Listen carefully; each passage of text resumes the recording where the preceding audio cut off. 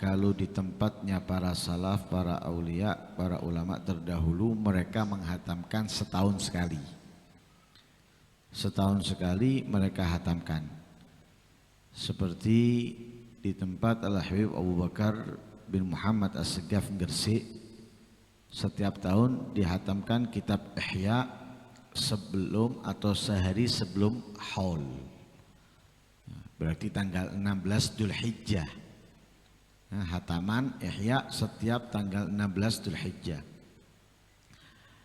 Kalau di Pasuruan tempat Al-Habib Ja'far bin Syaikhan As-Segaf yang sekarang dilanjutkan dengan Al-Habib Taufik bin Abdul Qadir As-Segaf, itu dihatamkan pada bulan Syawal hari Sabtu kedua, setelah Kamisnya haul Habib Syekh Boto Putih, sehari sebelum haul Tanggul.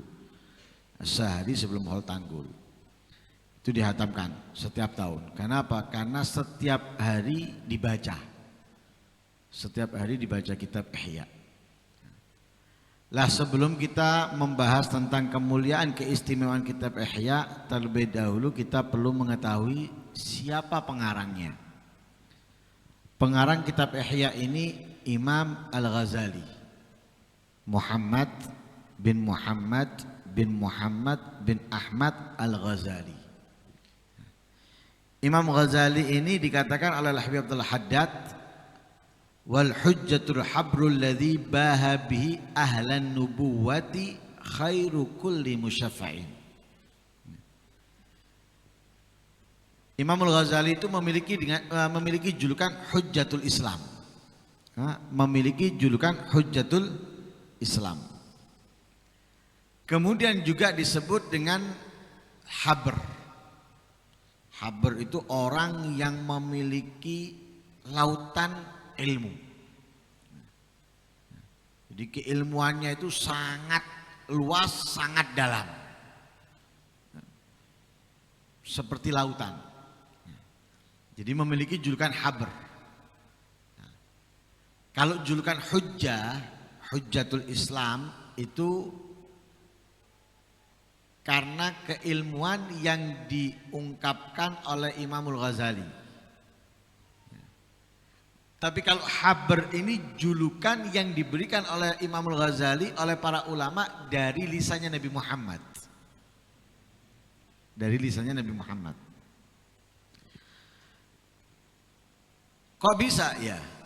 Imam Abul Hasan Asyadzili ini termasuk wali kutub. Imam Abul Hasan Asyadzili bermimpi Rasulullah. Dalam mimpinya melihat Rasulullah. Saat itu Nabi SAW ditanya oleh Nabi Musa alaihissalam.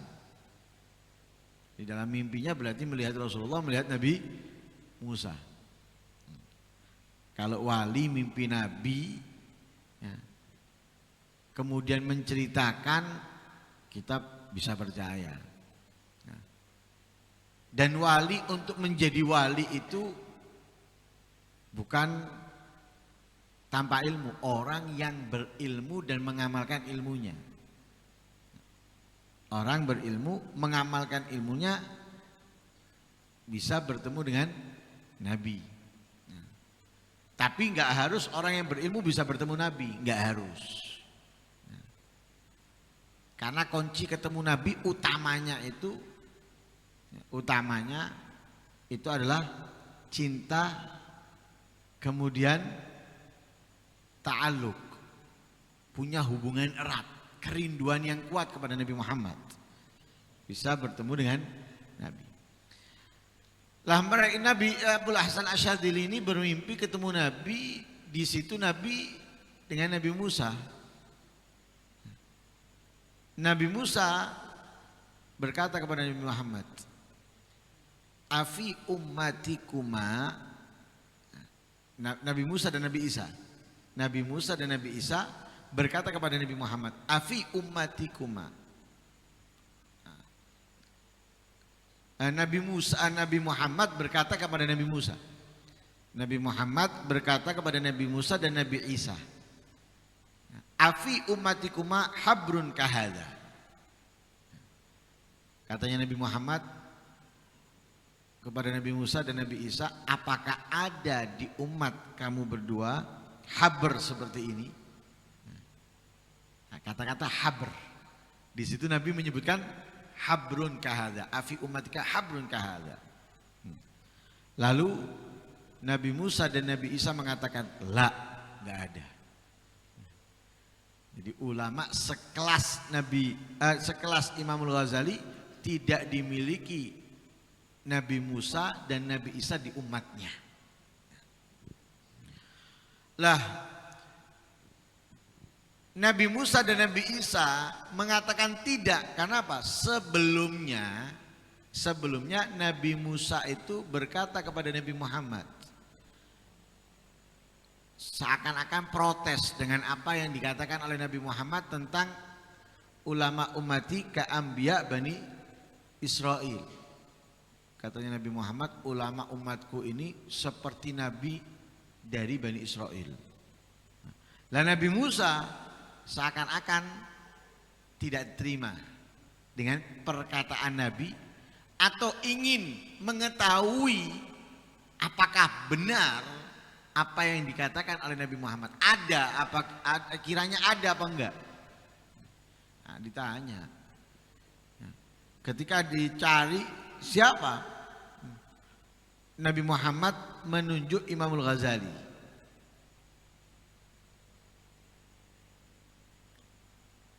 Menunjuk Imamul Ghazali. Ditunjuk Imamul Ghazali. Setelah ditunjuk Imam Ghazali, Nabi Musa bertanya kepada Imamul Ghazali, Masmuk, siapa namamu? Kata Imamul Ghazali, Muhammad bin Muhammad bin Muhammad. Katanya Nabi Musa, sa'altuka an ismik wa ajabtani an ismika wa an ismi abika wa jaddik. Aku tanya kepada kamu ini hanya tanya namamu. Tapi engkau menjawab bukan hanya namamu tapi nama orang tuamu dan kakekmu. Dengan kebiasaan orang Arab. Orang Arab itu kalau ditanya nggak pernah namanya saja, pasti nama sekaligus nama ayahnya. Umumnya seperti itu. Lah ini Imam Al-Ghazali ditanya, siapa namamu? Dijawab Muhammad bin Muhammad bin Muhammad. Diprotes sama Nabi Musa, yang aku tanyakan ini namamu toh. Kenapa kamu jawab namanya orang tuamu, namanya kakekmu? Lah mau jawab, nggak berani, sungkan, adab, akhlak. Karena Nabi Musa, nabinya Allah, kalimullah. Kemudian Imam Al-Ghazali menoleh ke Nabi Muhammad. Dalam mimpinya Imam Abu Hasan Asyadzili menoleh ke Nabi Muhammad.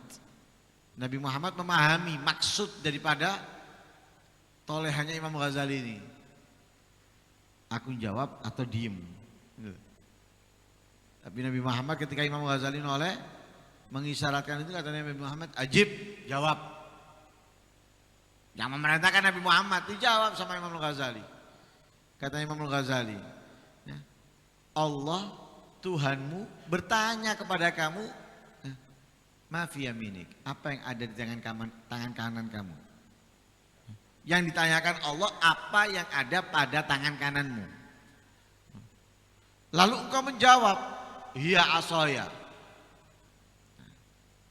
Cukup kan berarti kalau misalnya yang diinginkan oleh Nabi Musa seperti jawaban Imam Ghazali misalnya hanya nama. Tapi Allah tanya apa yang dengan kamu menjawab iya asaya, ini tongkatku. Lalu kamu tidak hanya menjawab ini tongkatku, tapi engkau menjawabkan hiya asaya atawakka'u 'alaiha wa ahussu biha ghanami wa ahussu biha ala ghanami waliya fiha ma'aribu ukhra. Engkau menjawab ini adalah tongkatku, aku gunakan ini untuk mengembala atau memukul, mengarahkan kambingku dan yang lain sebagainya. Padahal Allah hanya tanya apa yang ada di tangan kananmu. Gak bisa jawab. Ibarat orang main catur tuh sekak mati wis. Jawab Nabi Musa.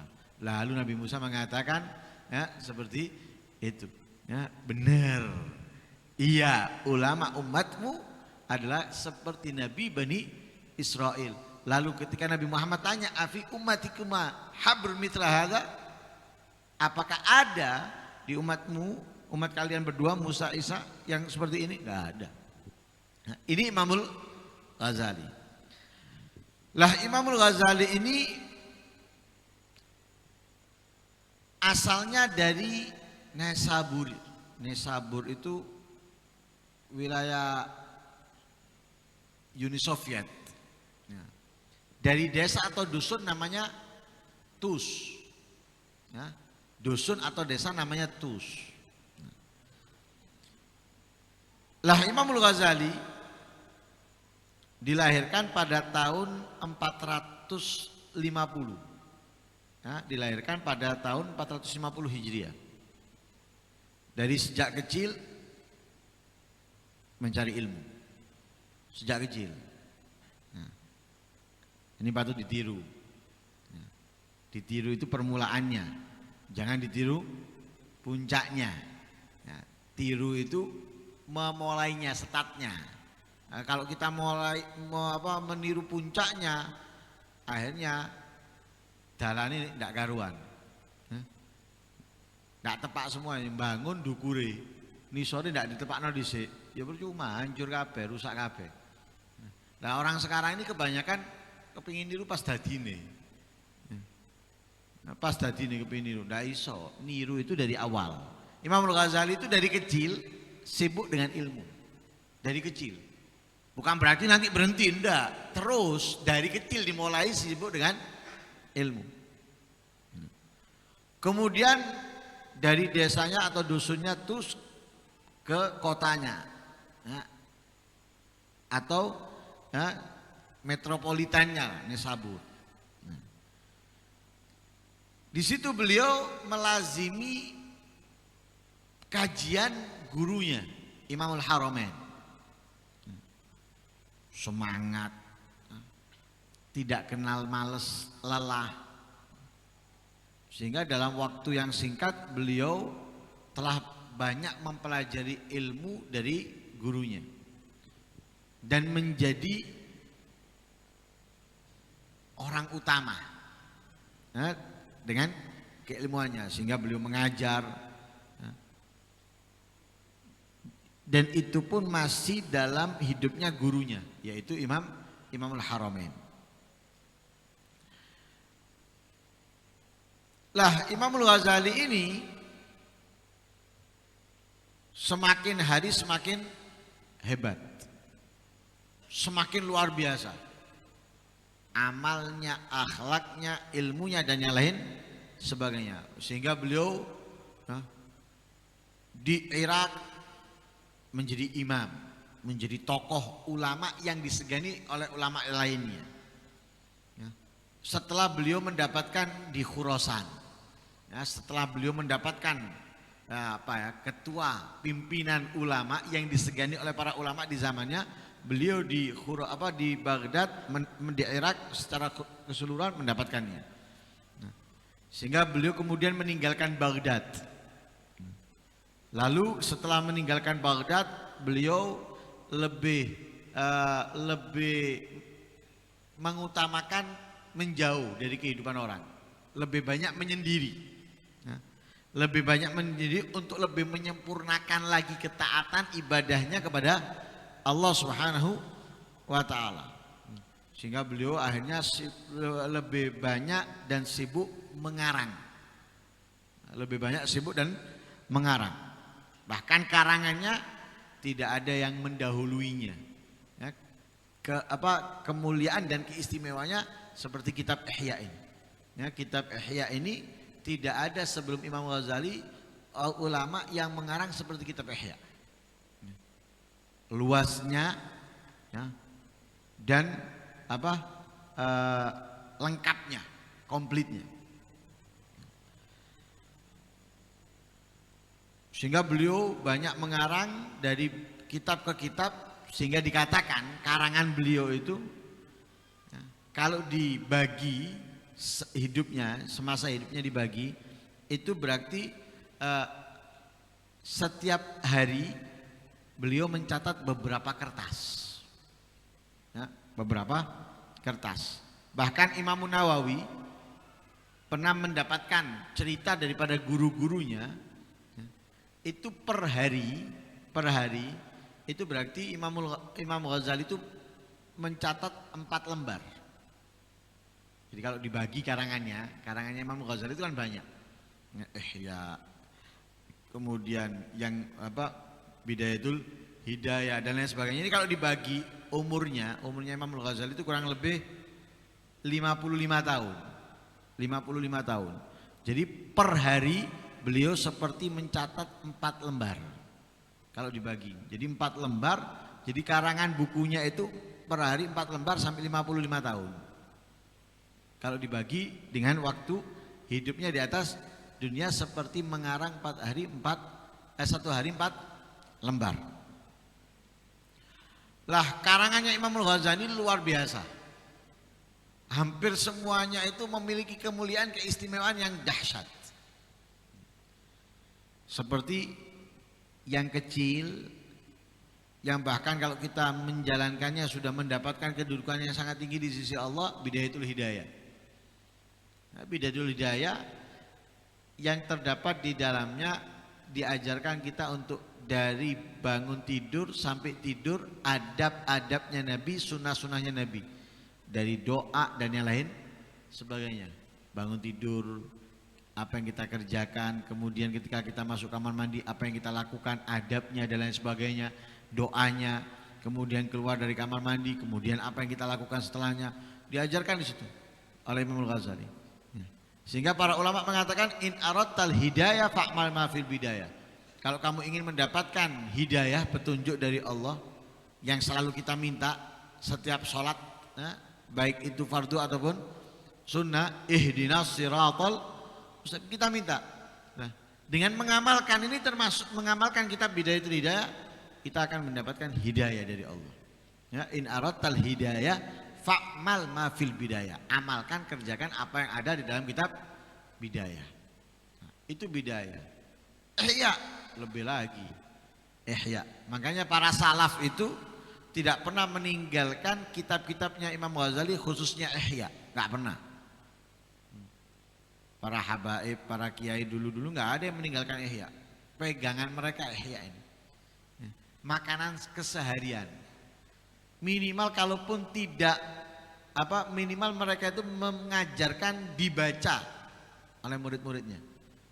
Walaupun nggak diterangkan. Ada di antara mereka yang menelaah. Menelaahnya. Jadi bukan hanya sekedar membaca, tapi menelaah.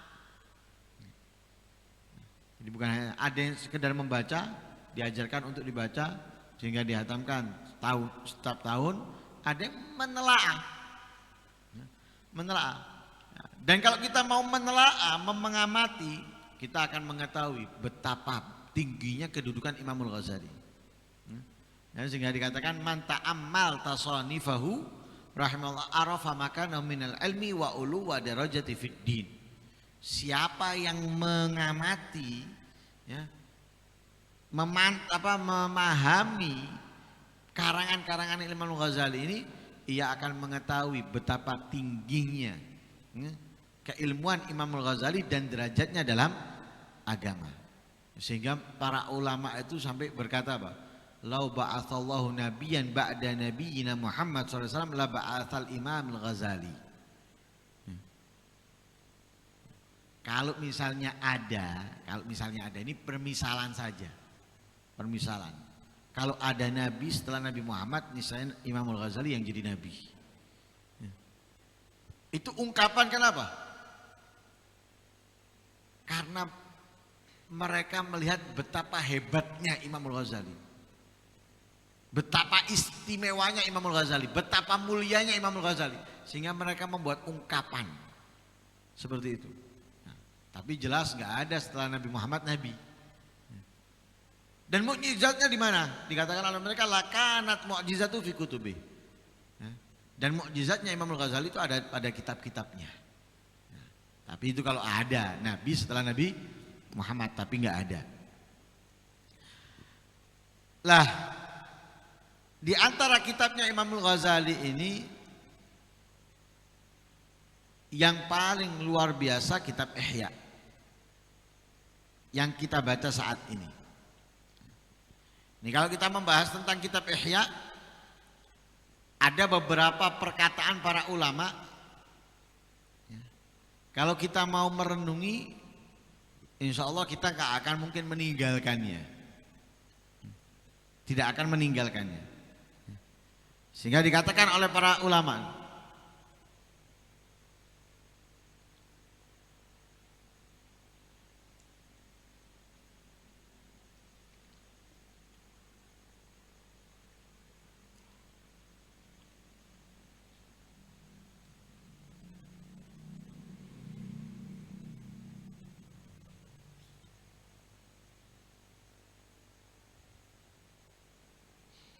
lau ba'atsallahu al-mauta lama ausal ahya illa bima fil ihya.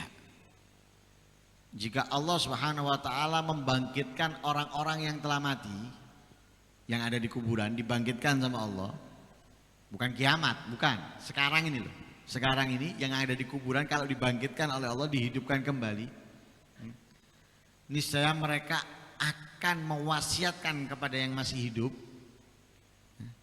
Untuk apa?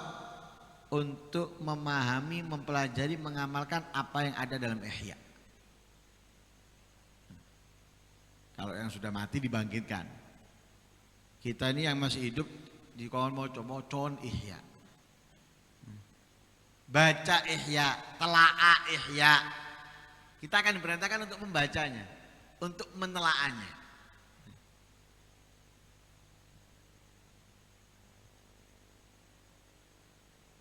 Dan para ulama pun mengatakan apa? Man lam yutal Ihya fama lahu haya. Orang kalau nggak baca atau menelaah kitab Ihya nggak punya malu. Kira-kira wong nggak duwe sini ya apa? Hah? Orang nggak punya malu itu berarti apa? Orang gila. Mudono jalan, ya. Dan yang lain sebagainya, izin. Nah, kita kalau kelihatan bolong izin. Ya, wong edan. Kadang nggak bolong dicoplok aja nih. Ini tidak malu. Lah itu kita kalau kita nggak baca, nggak menelaah kitab Ihya berarti tidak punya malu.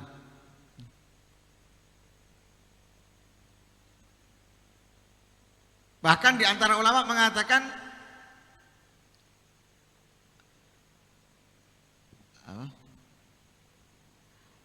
kadal Ihya an yakuna Qur'anan.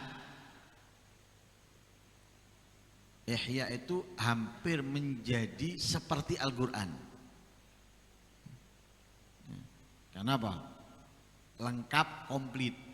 Sehingga diserupakan oleh para ulama hampir menjadi seperti Al-Qur'an. Bahkan ada di antara mereka yang mengatakan kalau dihapus semua ilmu, niscaya akan aku bisa keluarkan dari Ihya. Semua ilmu ini terhapus. Ibarat kalau file itu hilang, niscaya akan aku bisa kembalikan file-file yang hilang itu sesuai dengan seperti sebelumnya. Dari mana? Dari Ihya. Nah, karena itu para salaf tidak pernah meninggalkan Ihya, terutamanya Al-Habib Abdullah Al-Idrus atau Al-Habib Abu Bakar bin Abdullah Al-Idrus tidak pernah meninggalkan Ihya. Dikatakan wa man istaghala bil ihya qira'atan wa mutala'atan faqad tahaqqaqa bil ilmi li anna qira'atahu takfi anil muallim wasyekh.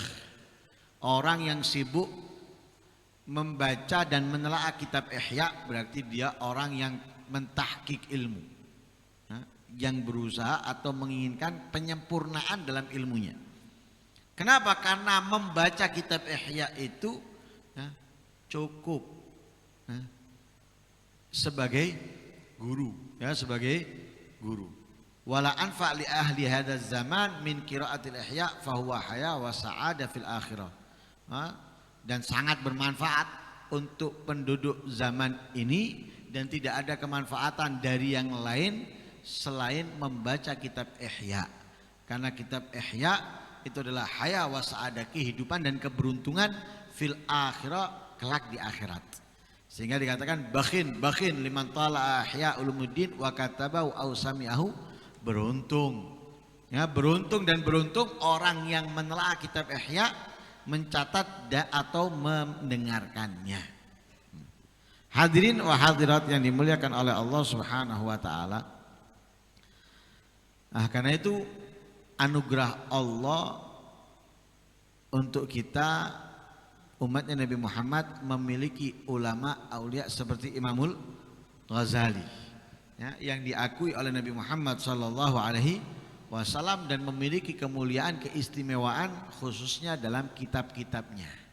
Ya, rugi kalau kita meninggalkan, ya, Imamul Ghazali atau kitab-kitabnya Imamul Ghazali, apalagi gampang dan mudah untuk kita dapatkan kitab-kitabnya dan bahkan banyak sudah diterjemahkan ke dalam bahasa Indonesia, apalagi dan mudah itu semuanya untuk kita amalkan dalam keseharian kita, khususnya apa yang ada di dalam kitab Bidayatul Hidayah. Mudah-mudahan Allah Subhanahu wa taala memudahkan kita untuk mempelajari, memahami apa yang ada di dalam kitab-kitab Imam Ghazali, dan mudah-mudahan kita bisa mendapatkan kemuliaan seperti apa yang didapatkan oleh para aulia as-salihin di dalam menelaah, memahami kitabnya Imam Ghazali. Amin Allahumma amin. Wassallallahu alaihi wasallam Muhammadin nabiyil ummi. Alhamdulillahi rabbil alamin.